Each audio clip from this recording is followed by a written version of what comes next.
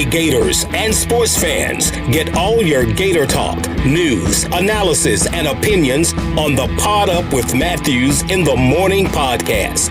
Find us on your favorite podcast platform or watch us on Facebook Live between 8 a.m. and 9 a.m. every weekday. Pod Up, because we are Gator fans. So say, it's great to be a Florida Gator. Good morning. Welcome to a Thursday edition of Pod Up with Matthews in the Morning from the Crime Prevention Security System Studios, large enough to serve you, small enough to care. We got a good show lined up. It's going to fly by today, folks. We got Brent Beaird, a college football analyst, recap what's going on in college football. Second portion of the program today, we'll be joined by Edgar Thompson. He was over at Coach Napier's presser yesterday, get his thoughts on the first class that he assigned. But first, let's get right after it here with our good friend Brent Beaird. Good morning, Brent. How are you? Well, I'm doing fine. Very interesting early signing period day, and we need to remember that the early signing period continues through tomorrow. It is Wednesday, Thursday, and Friday, and then we will have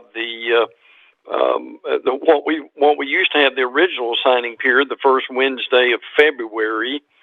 So there'll be a lot of stuff going between now and then, but a lot happened yesterday, and I still think there will be some things today and tomorrow. Yes, the rankings have already come out by all these recruiting experts, and the Aggies of Texas A&M have the number one class. Yeah, it kind of depends on which service that you are looking at during this time, but they do. Look, the top three kind of took turns being who's number one, and rivals, Alabama's number one, A&M's number two, and Georgia's number three, Texas 4, Ohio State 5. Also, you've got Ohio State, Penn State, Notre Dame, Michigan, North Carolina, Kentucky. Sorry to go through that so quick, but that's your top 10. And just right outside the top 10, interestingly enough, Tennessee, Florida State, Arkansas, Mississippi State, Auburn is 16, Missouri is 18. They had a really good class. South Carolina is 21. So, Shane, what's the overall theme there in the top 20? Would it be safe to say the SEC had a pretty good day? Yeah, I mean, it seems like that's the case year in and year out, Brent. I got a text here on the Titan of our text line, and it comes from Larry. Larry wants to know, Brent, can you now tell us what your top three votes were for the Heisman Trophy? Yeah, I'd be glad to. Bryce Young was 1, 2 was Matt Corral of Ole Miss, and 3 was Will Anderson of Alabama. You had the Hutchinson kid go from Michigan, but truthfully, Anderson in every category doubled Aiden Hutchinson of Michigan. So they should have brought Will Anderson as number 5. But again, Shane, as we mentioned last week, I think the real shame of this, and I appreciate the question, is after the Heisman vote is tallied, and people kind of forget it. I wish we had a chance to talk about it the week leading up to. I think that would be more meaningful for our listeners, and to just tell folks who we voted for and kind of debate it from there. Yeah, we got a couple of Facebook Lives here brought to you by Meldon Law, the only official law firm partner of the Florida Gators. A lot of these comments are talking about it was a great day for the Florida Gators. Yes, it was. Talking about Deion stealing the kid from his alma mater. Brent, what do you know about that situation? Because I know last year he signed a couple of kids, I think a couple that were initially committed at some point to Florida and Georgia.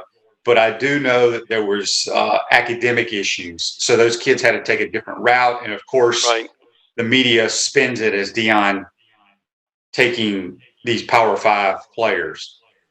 Was that the case here? Do you have any information on that? I think you had a situation here. Again, we're talking about Travis Hunter, who's a 5-star defensive back who originally committed to Florida State. and then goes to Jackson State with Dion. And I don't think this would have happened before name, image, and likeness, because he wanted his name associated with Deion Sanders. Sanders has always been his mentor and his idol. And I think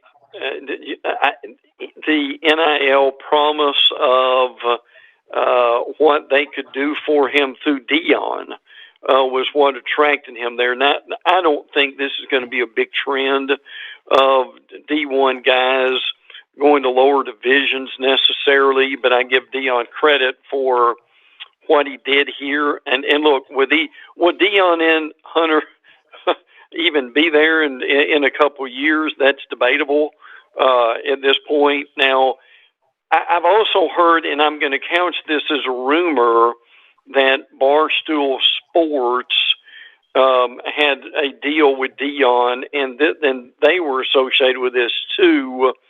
So until that really comes out as truth, I'm not going to call it that. I just know that's out there, so I'm going to throw it in there. But that really surprised people that this would happen, and I think maybe what ultimately happens here is that Hunter is there for a year or two, and then he transfers and goes somewhere else to a D1 school. But it really took everybody by surprise yesterday when this happened.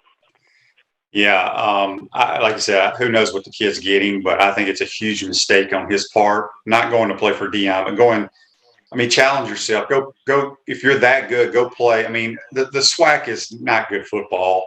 I mean, it's okay, but it's nothing like playing in a Power 5 conference. Of course. So I don't quite understand that move at all. John says on Facebook Live, the most impressive thing yesterday was 9 of the 10 commits. Napier had no relationship prior to Thanksgiving. That is very true. However, some of the guys that he's hired had relationships with those players. So they did do a great job. And we'll talk more with Edgar Thompson, who was at the press conference. And I tell you what, the more I hear Billy Napier speak, the more I like him. Brent, speaking of the early signing period, which is today, tomorrow, and Friday, are they going to move it? Because I know a lot of coaches are wanting the date moved. I think there's going to be some serious discussion about this in their meetings in January. This is when all these folks meet, basically, and I think, and from what I understand, that Todd Berry, who is the executive director of the American Football Coaches Association, believes that there will be a vote to come up with a brand new recruiting calendar during that time. Now, everybody thought this was a great idea when it came about, because you could put a lot of your class in the fold and not have to babysit them, as coaches have said over the years, through February, Wednesday the 1st of February. So now the thing they're going to do is they're going to take a look at it and say, has this worked? Do the rewards outweigh the risk?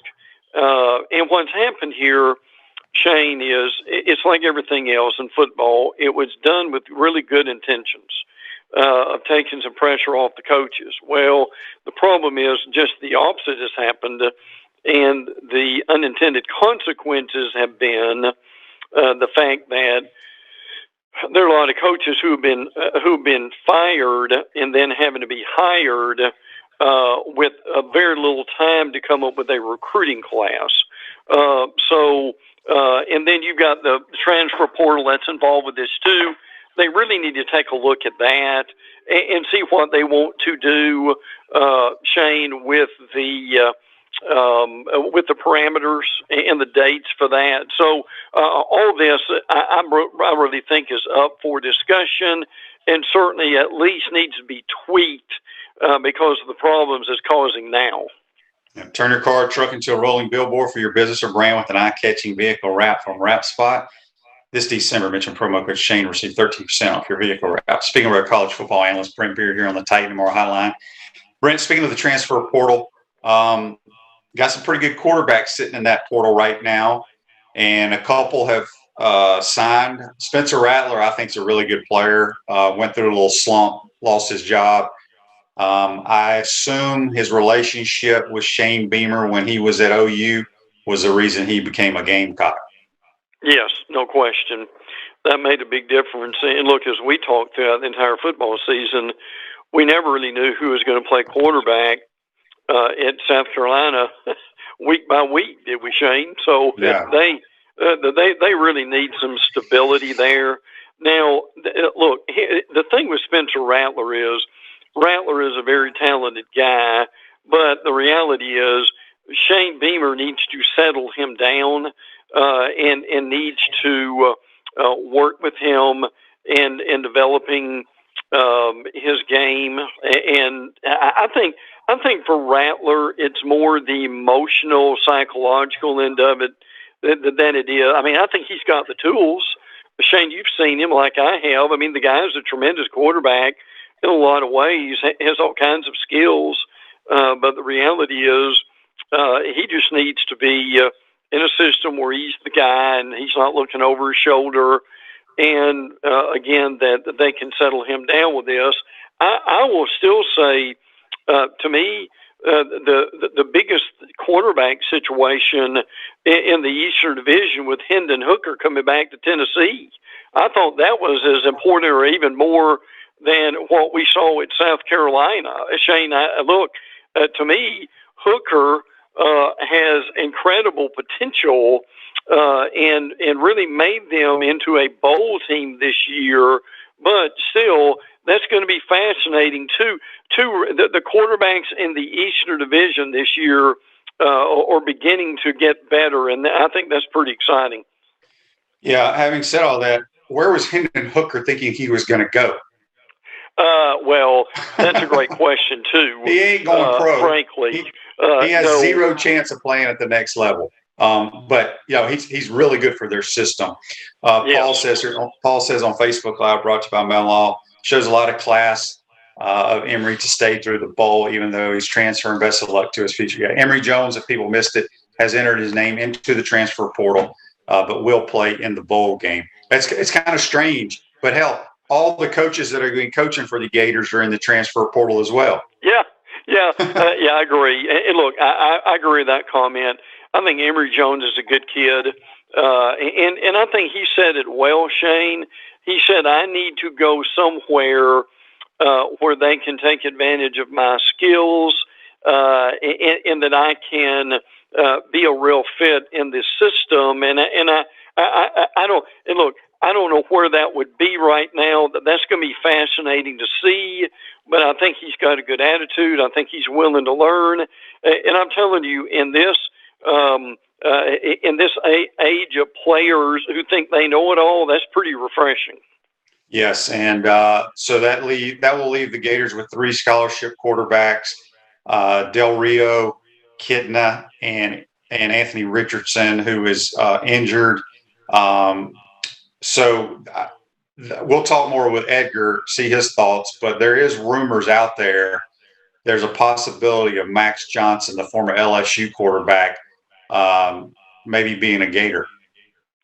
Yeah, we've heard that too, and that's fascinating. Max Johnson, both Shane and I really appreciate what he has done at LSU. Now, was he perfect? No, he struggled at times, but there are other times, particularly against Florida, ironically enough, that he really played well too. Now, the thing we need to be aware of with Max Johnson is the fact that his brother, Jake, who is a really good tight end, some considered certainly one of the top tight ends in the nation, is committed to Texas A&M. Now, that I don't know if they want to go as a package deal type thing. There's a lot made about package deals and recruiting that really never work out or really never happen. So I'm just throwing that out there, Shane, that's where Jake went, but that doesn't mean that's where Max is going. Right, but it's a very good possibility. But I think Max ends up playing somewhere in the Southeastern Conference. Yes. Is my gut feeling. Let's talk Alabama for a minute. Josh Jobe one of their better defensive players, I think, is out for the season, if I'm not mistaken. Correct. And then they picked up a big guy in the transfer portal that was a highly rated corner. The Ricks kid, I believe, out of LSU, is now going to Alabama. Yeah, Eli Ricks, who was at LSU, played 16 games over the last 2 years, had some shoulder surgery in October. He went to the transfer portal and is transferring to Alabama. Tremendous player, to say the least. So that's a big pickup for the Alabama secondary, which certainly will need that. And we mentioned earlier, Alabama did very well, as they always do, in recruiting. Number one in Rivals and number two in 24/7. And on three is a new recruiting site people might want to look at. This is Shannon Terry, who created Rivals. That is his new baby that they've got going, and it's a good site too. But yes, that Eli Ricks going to Alabama is very important for them. With Josh Jobe out, going to be interesting to see who replaces him. That might be Kool-Aid McKinstry, who played well in the Auburn game. So that's certainly something to watch for the playoffs against Cincinnati. We got a Facebook Live question here, and it's a good one. John asks, can Ricks play in the playoff game, or does he have to wait till next year? Well, I think because of the shoulder surgery, that is a really good question. I think because of the shoulder surgery, I have not heard anything about him playing. Now, again, it really depends on how far along he is with the surgery. But see, the other thing involved with this too is because he's transferring to Alabama, we're not real sure from the logistics and academic point of view, when will he be enrolled and when will he be eligible to play? That's the other thing that we don't know about right now. So, and he may not be even eligible to play. That's another part of this too, is when can he get enrolled and get all the academic stuff behind him. So, but I will check on that. That's a really good question. Yeah, the Hogs, Sam Pittman. I love Sam Pittman because he's a smart dude. Brent, he got rid of his old agent. He hired Jimmy Sexton, and now he is making he doubled his salary. But Arkansas, they picked up a really, really good wide receiver from OU, the Hazelwood kid. I was hoping we may get him, but man, he's going to play for the Hogs. He sure is. Number one receiver in the 2019 recruiting cycle. Caught 39 passes for 400 yards and 6 touchdowns last year for Oklahoma. Jaden Hazelton is really good. Even more good news for Arkansas, Jalen Catalon, their standout safety. Shane, this guy can play, can he? First team All-SEC in 2020, had nearly 50 tackles and 2 picks in 6 games, and then he had surgery that ended the season, so he is coming back. Ricky Stromberg, their starting center, is also coming back.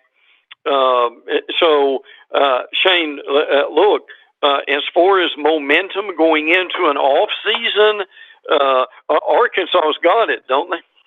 They do, and I can't remember. I think they're playing Penn State in their bowl game. They are. You gotta think. A lot of these teams that don't have much to play for, or they're going to show up. I think you're going to see Arkansas go in there and play really well. Down on the Plains, obviously everybody knows Bo Nix is in the transfer portal. Tank Bigsby was reported in there, but he is staying at Auburn. First of all, have you heard anything why Bo Nix decided to leave? I think that's a complicated thing that we don't all know the reasons yet. If Bo came back, he would have something akin to I think he'd be his 4th offensive coordinator. So that might be an issue. The other issue here too is Bo's father is Patrick Nix, the former Auburn legend. he is a very successful high school coach in the state of Alabama. I don't know if Dad got involved with this and that had something to do with it. I'm not saying it did. I'm not saying it didn't. But I'm just saying that is a factor in here also. And Shane, you know how this works. The quarterback and coach, I'm not saying there was anything wrong with their relationship, but maybe Bo just thought he needed to go somewhere else. Now look, Shane and I both kind of feel the same way about Bo. Bo is a very talented quarterback, but Bo needs somebody to settle him down. He plays way too fast, or he thinks way too fast.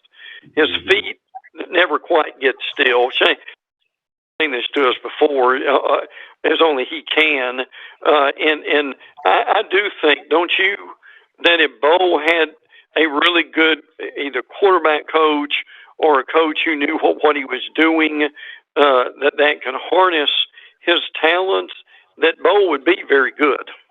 Yeah, he's got a skill set. It's just, can you get him to slow down, whether it's mentally or physically, with his feet, and stay in the pocket and go through his reads and all that kind of stuff. So, it's absolutely. Speaking of the Gators, let me also mention real quick. I'm sorry, Auburn does not have an OC yet.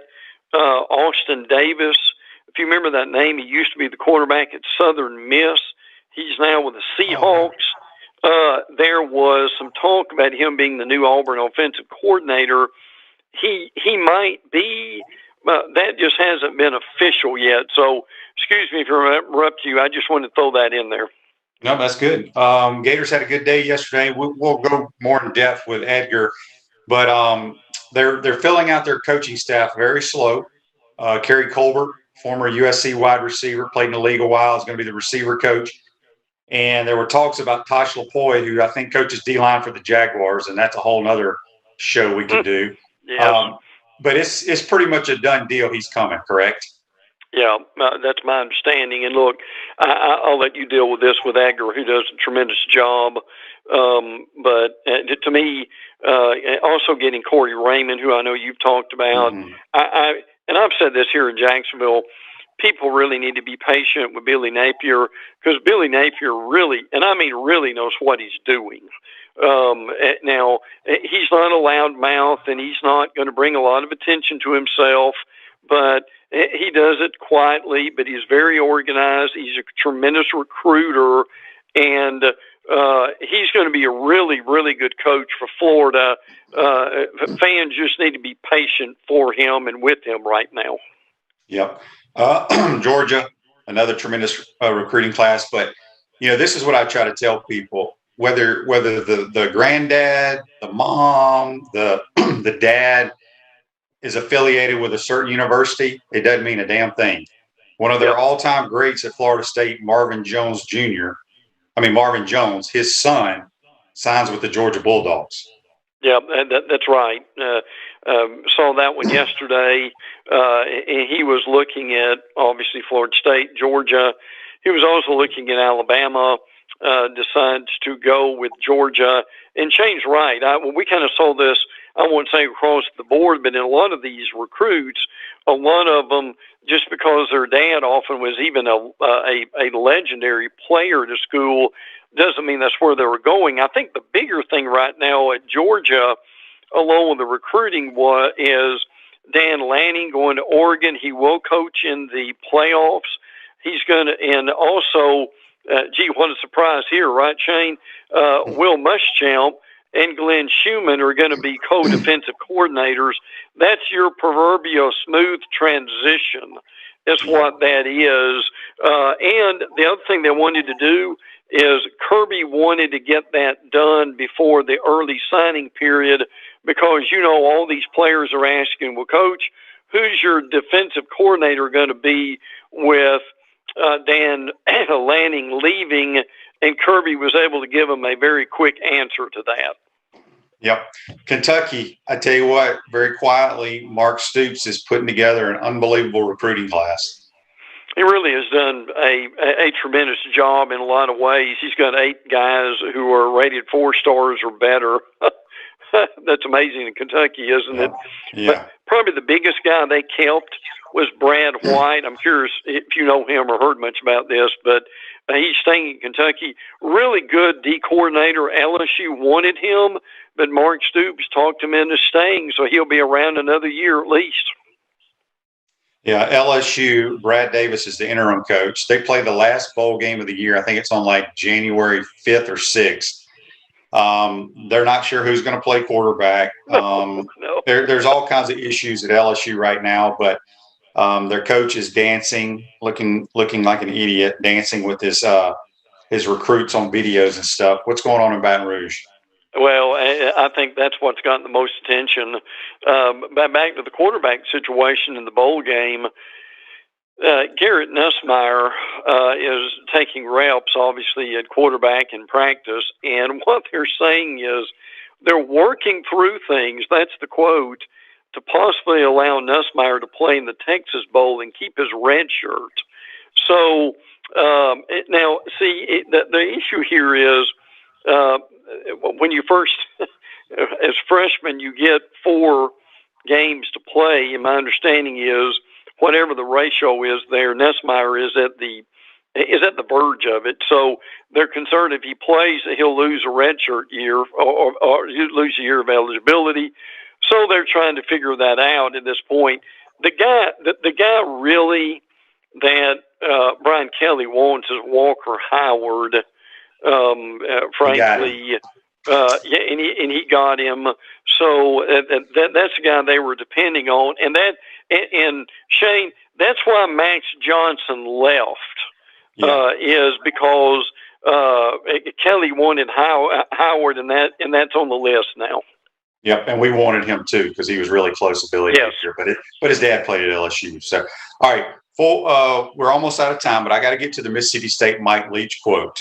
I don't know if our listeners have seen it, but basically, paraphrasing, I don't want to say he blasted players for opting out, referred to how, NFL players don't sit out. They still play in the Pro Bowl, blah, blah, blah. Your thoughts on his comments? Well, Mike is going to give you an honest comment in a lot of ways. I mean, look, I know with some of these kids, it's a business decision. As a college football fan and analyst, it does. It bothers me some when they don't play. At times, I know kids have been called that they've quit on their team. It's a complicated situation, but you're going to get a pretty honest answer out of Leach. So, but I still wonder before it's over if some of his kids will end up opting out. Yeah, and I totally understand where he's coming from. I kind of feel the same way because it makes no sense to me how some guys sit out their bowl game, but then they go and they practice for a week straight in full gear in Mobile at the Senior Bowl. But I understand the kids too, so I'm kind of torn. Brent, you got any nuggets before we let you go? South Carolina, one of their quarterbacks, Jason Brown, is entering the transfer portal. He played a little bit last year. It seemed like they played about 10 quarterbacks. Well, let me ask you this, Brent. Having said that, Jason Brown's the kid that transferred from like Division II St. Francis or somewhere, got his opportunity, played really well against the Gators, by the way. Yeah, he did. My question to this kid is, where do you think you're going to go? I think that's a great point. Just graduate from the University of South Carolina, compete with Spencer Rattler, be a good teammate because nobody else is going to sign you. No. And look, he's the proverbial hamstring away from there. Another note, people may miss this, Mike Elko has left A&M. He was a very good defensive coordinator in order to go to Duke and replace David Cutcliffe. You and I both know, Shane, Duke's a hard job. But if you want to get started, you can probably go there and not have the pressure that you do on a lot of them. Too, the most fascinating thing to me about A&M was, and I think probably some of this is agent driven, but and Billy Lucci of TexAgs covers Texas A&M, came out and had a tweet that said when that Jimbo Fisher was offered by LSU an 8-year deal worth $125 million for $13 million a year. That is $3 million more per year than even Nick Saban gets. So, look, I like Jimbo. I think Jimbo's a solid football coach. But I think the thing we also got to remember is one more time this past season, as much as I like A&M and their program, A&M once again was 8-4. Yep, exactly. All right, Brent, last thing before I let you go to get to Edgar Thompson. We had a Facebook Live here brought to you by Melon Law. Do you know anything about the quarterback Cameron Ward, who's in the portal, who played for, I'm probably not going to pronounce this right, Incarnate Word? He's a really talented kid. Broke a bunch of records. He really is. He put up ungodly numbers, and I understand it's the numbers he put up are impressive even against the neighborhood kids in the backyard. So I've heard he's a very talented quarterback, and I've heard his name more than once associated with some pretty good Power 5 schools. So yeah, I think that's a guy that's probably worth taking a chance on. Absolutely. Brent, great stuff as always, buddy. We'll talk to you soon. Great. Look forward to Edgar being on too. Thanks much. That's right. That's Brent Beaird. Join us on the Titan MR hotline. Going to take a timeout, come back, and we'll be joined by Edgar Thompson of the Orlando Sentinel. Get his thoughts on Billy Napier's presser and the recruiting class of the Mighty Gators. You're watching and listening to Pot Up Matthews in the Morning. We want to take this moment to thank all our sponsors who keep the show going and pay the bills. Crime Prevention Security Systems, large enough to serve you, small enough to care. Titan MRI, Gainesville's only locally owned and operated MRI facility. Meldon Law, won't back down. Peachland Dental, Gator Nation's first choice for dentistry in Port Charlotte. Comfort Temp, comfort is our business, peace of mind is our promise. QC Kinetics, live pain-free with QC Kinetics. Great Clips, it's gonna be great.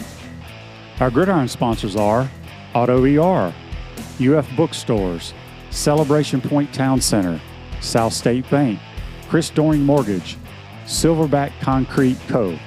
Some of our touchdown sponsors are Campus USA Credit Union, Adams Rib Company, Doreen Wiebe Realtor, Caldwell Banker, MM Parish, Gator Dominoes, Celebrate Primary Care, Gator Bait Media, Wrap Spot, Okido America, Gators Dockside, Style Cuts, Big Mills Cheesesteaks.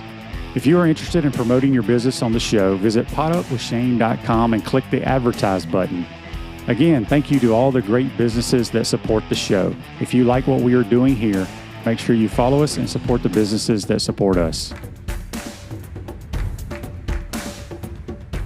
Welcome back to the Crime Prevention Security System Studios at South State Bank. We understand that small businesses need a community business partner that they can rely on. South State has 4 convenient Alachua County locations. South State Bank, banking for member FDIC. Now we're going to be joined by Florida Gator beat writer from the Orlando Sentinel, Edgar Thompson, on the Titan MR hotline. Good morning, Edgar. How are you? Hey, Shane. Doing pretty well, man. How are you doing? I tell you, that news on Urban Meyer, my Lord. Yeah, not a good deal. And they probably have calls, so they're probably not going to pay him anything. But what a mess that is. And we can do a whole nother show on that one. Let's stick to the Gators today. No, I know it was crazy. I mean, I saw that at I woke up at 2 a.m. for something and saw my email. I'm like, what? And they dropped it at 1 a.m. Yeah, maybe Shad Khan had enough and called him in at midnight. Edgar, gosh, I don't think you could be disappointed at all at what Billy Napier and his small staff right now did in 10 days out on the recruiting trail. Man, they brought in some good players.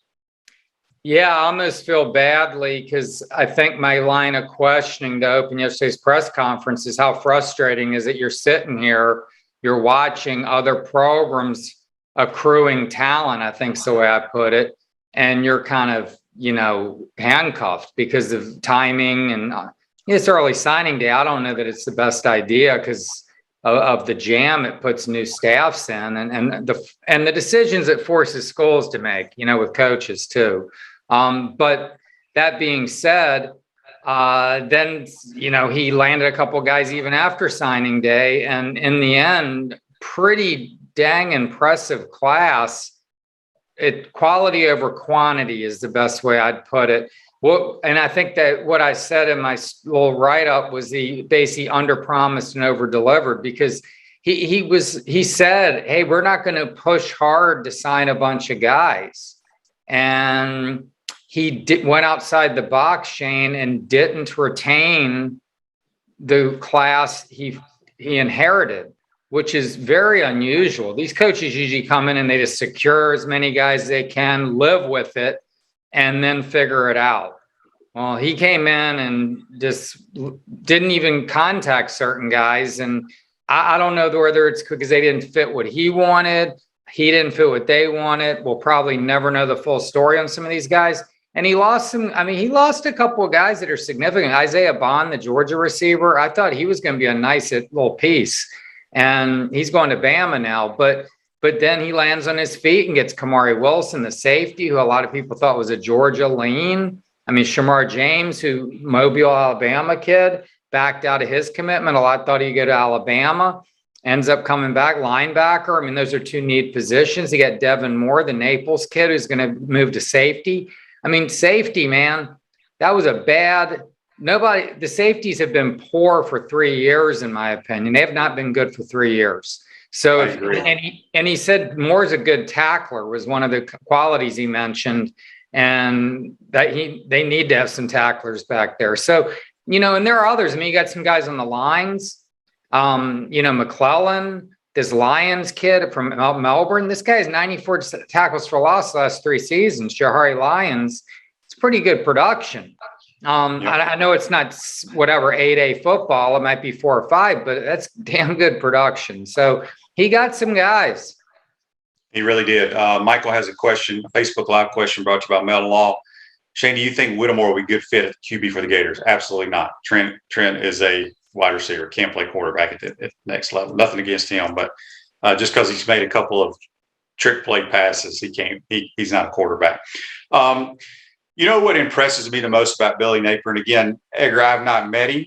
I plan to meet him probably the day of or before the bowl game, if I see him around the hotel or what have you. He has got a calculated, everything he does is calculated. I mean, he is very organized, you can tell. But when I don't know if it was you or any of the reporters asked him yesterday about player X, he knew the height, the weight, the hand size, his hip mobility, all this stuff. And you know where that comes from. That comes from the Alabama mold of how to recruit players.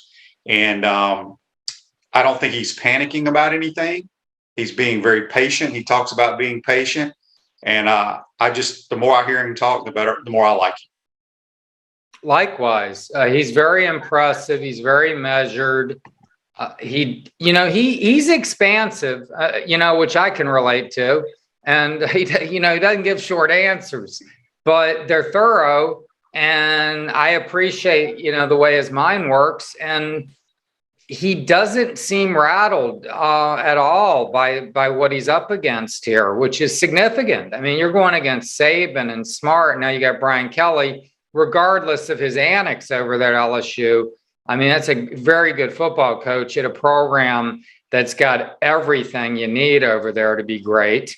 He's got Ryan Day swinging down here, Dabo. Mario just got to Miami, and we know how he is in South Florida recruiting. And I'm forgetting guys. So Lane Train, signed up for more years. So it's a daunting task. But that's SEC football, and he said it himself. These jobs chew you up and spit you out if you're not careful. And I think he's made for it. Yeah, that's one thing I wanted to bring up too, because he said the reason they hire this army of personnel people for a high school, for the portal, for JUCO, whatever, is for the I can't remember exactly how he phrased it. Quality of life for his assistant. Quality of life for the real coaches, because it will chew you up and spit you out. And he says, that's what I learned from that coach at Alabama. He didn't call him by his name, but he said that coach at Alabama. That was funny. I was going to ask him that.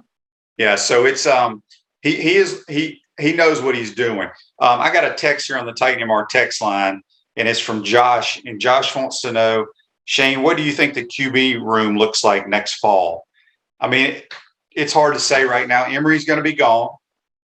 We don't know what's going to happen with Kitna or Del Rio or Anthony Richardson. He's injured right now.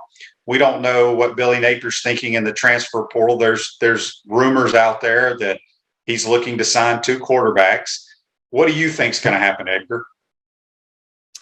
I mean, Anthony Richardson will be healthy, but can he stay healthy? I mean, he had minor knee surgery to clean this meniscus up that's been bothering him since high school, he says.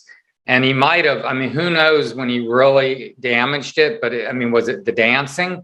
And the hamstring on the right side that he pulled, same side as the knee, you compensate. Maybe he wasn't running, getting into that knee quite as, that is. I know how my knees feel at my age.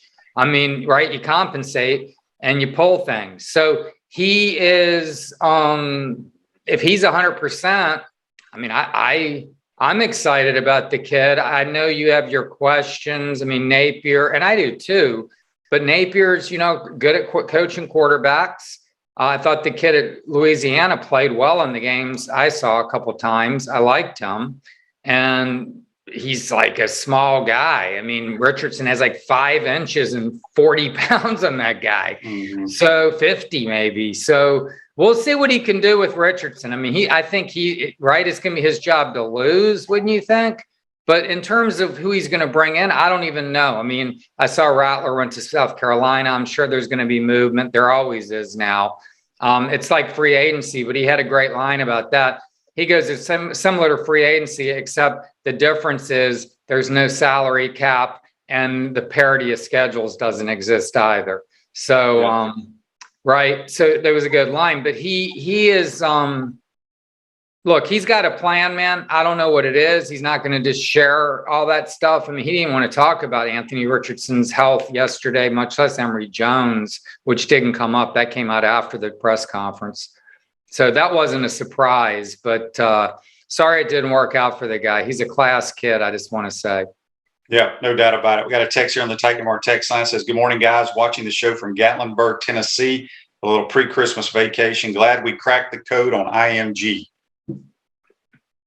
Yeah, that was big. I mean, that got a lot of traction out in social media because IMG has been I don't know whether it's because of effort, because of the inroads other staffs have, what it has been. I know that Dan did a helicopter deal down there one time early on, and I don't think it made enough of an impression.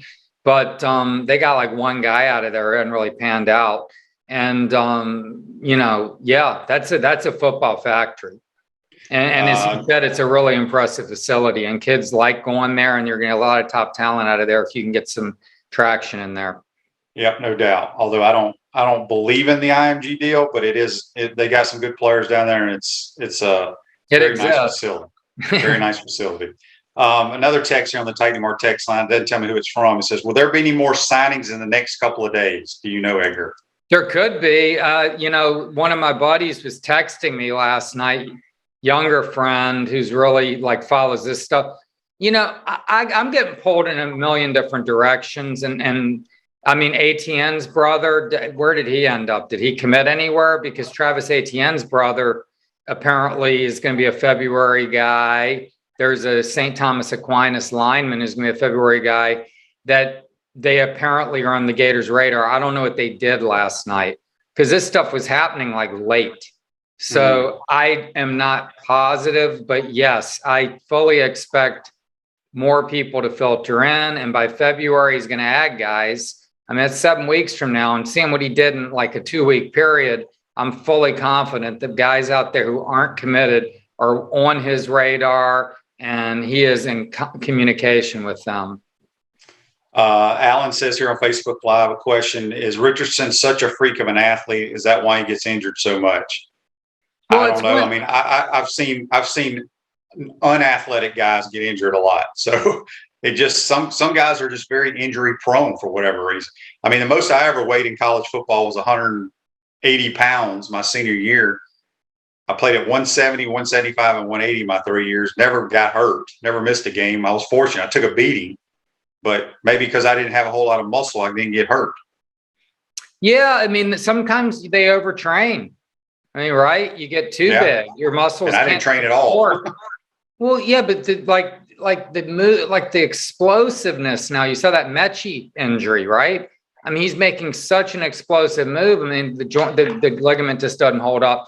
They did talk about that. Garrick McGee, the former QB's coach, I guess he's probably coaching this last game, calling plays, but he said that Savage, the strength coach, it's gone now, and him were working with Richardson trying to taper his practices, because he is almost so big and strong and explosive at the same time that it does put a lot of strain on his hamstrings and things like that. So we'll see. Look, I'm not giving up on that kid. I think the guy's got freakish athletic ability, and if you can harness that, keep him healthy, you might have something special. Yeah. A couple more minutes with Edgar here. Got another text on the Titan Mar text line. Says, "Is Colin and Newport Richie? Is it concerning we aren't adding any offensive players, especially on the O-line? Didn't we sign 2 O-linemen yesterday?" Yes, they building on the lines a bit. Yeah. I mean, not like it wasn't a windfall. They added David Connor from Deerfield Beach and a kid who was going to go to La Tech from Texas, Christian Williams. And they brought in this Livingston kid, the Tampa kid, who's a tight end, who's like big, rangy basketball player. I mean, he's the one he said had the 11-inch hand, which is massive paws. Mm-hmm. I saw a clip of him and he made an adjustment on a ball. I mean, pretty good, looks pretty good. So they addressed some stuff. I mean, they got 2 D linemen, 2 offensive linemen, 2 safeties. I mean, these are positions they've been lagging at, those areas. Yeah, they got a whole lot of spots left for February signing and then also for the transfer portal.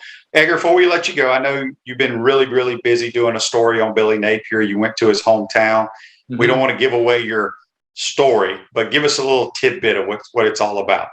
I mean, you just learn a lot about where this kid came from. It's a Northwest Georgia town in the Southern Appalachians. It's small.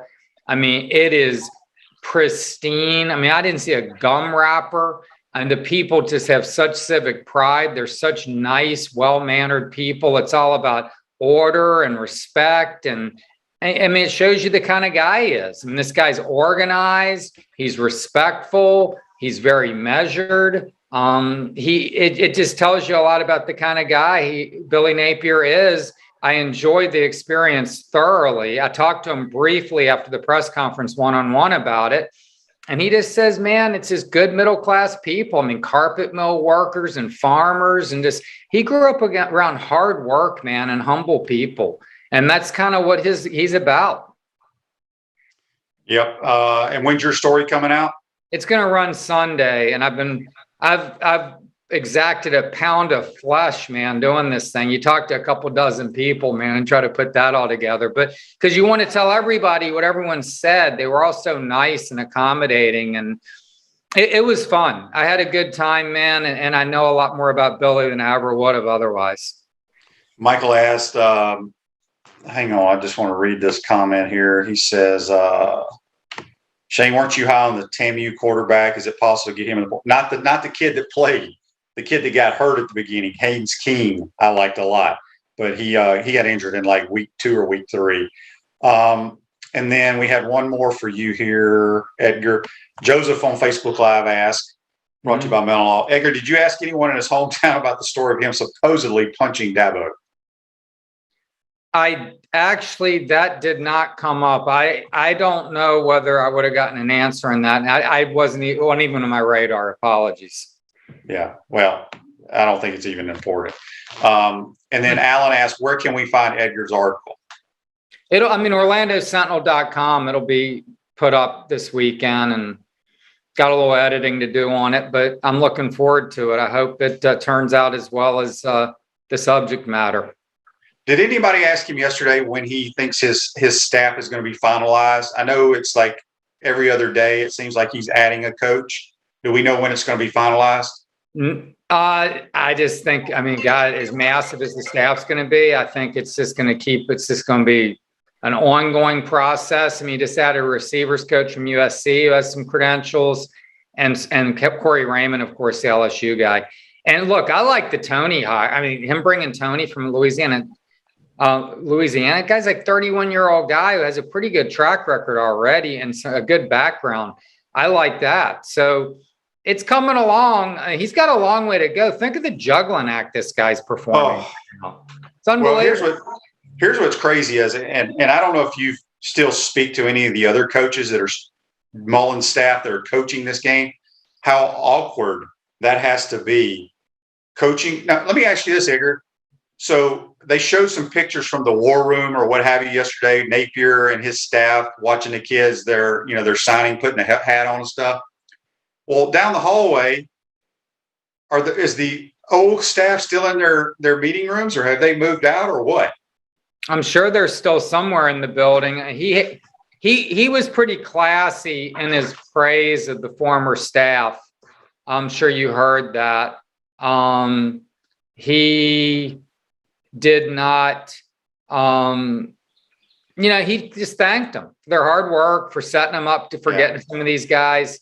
It's the right thing to say. And Tim Brewster actually tweeted, great day for the Gators. You got to give him credit there too. So, I mean, at least it's collegial on the level as much as it can be, right? Because that's not easy.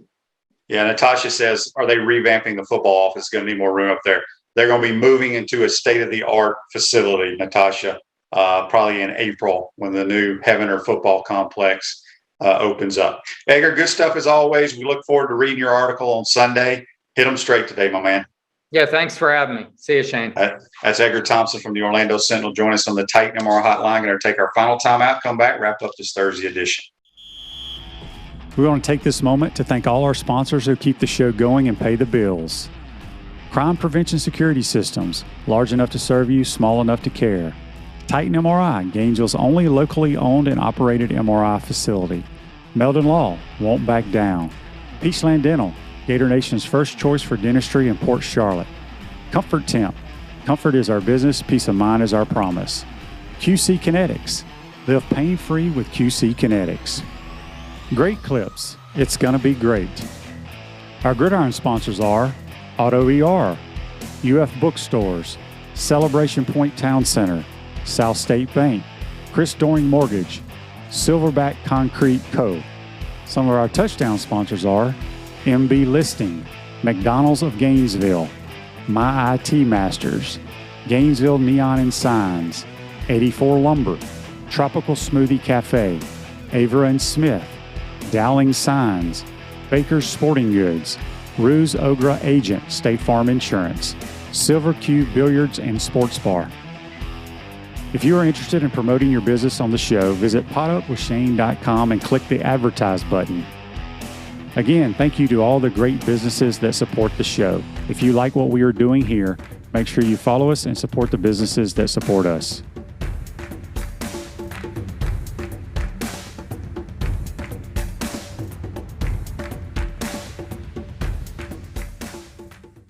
Welcome back to the Crime Prevention Security System Studios. Celebration points where the Gators go to celebrate with premium brands like Nike, Regal Cinemas, Le Macaron, Dave & Buster's, Medici's, Palmetto Moon, and the HBC restaurant Spurrier's Gridiron Grill, now serving brunch on Saturday and Sundays. We'll see you at Celebration Point where the Gators go to celebrate. John says, I heard Napier has had some input in the facility. What would he tell them when it is so close to being done, or is it not close? But it's getting close. I mean, there's probably some things that you can still change around on the inside a little bit. So we'll see. Let's get to This Day in Sports, brought to you by our good friends at Comfort Temp. Comfort is our business. Peace of mind is our promise. They're hiring right now, giving $1,000 signing bonus for qualified positions. Give them a call, 352-376-2366. This Day in Sports, back in 2013, the 79th Heisman Trophy Award went to Florida State quarterback Jameis Winston. And that's brought to you by our good friends at Comfort Temp. So I hope you enjoyed today's show. Appreciate Brent Beaird and Edgar Thompson joining us on the Titan MR hotline. They gave us some really, really good information. Before we get out of here, one Facebook Live, Joseph says, I really wish we could have kept Tim Brewster. He's a stand-up guy, great coach and recruiter. Yeah, maybe he's got an opportunity to go coach with a buddy of his somewhere. We don't really know the whole situation, and coaching's all about who you know and the relationships. But today's show's a wrap, brought to you by Wrap Spot. We'll see you tomorrow, folks.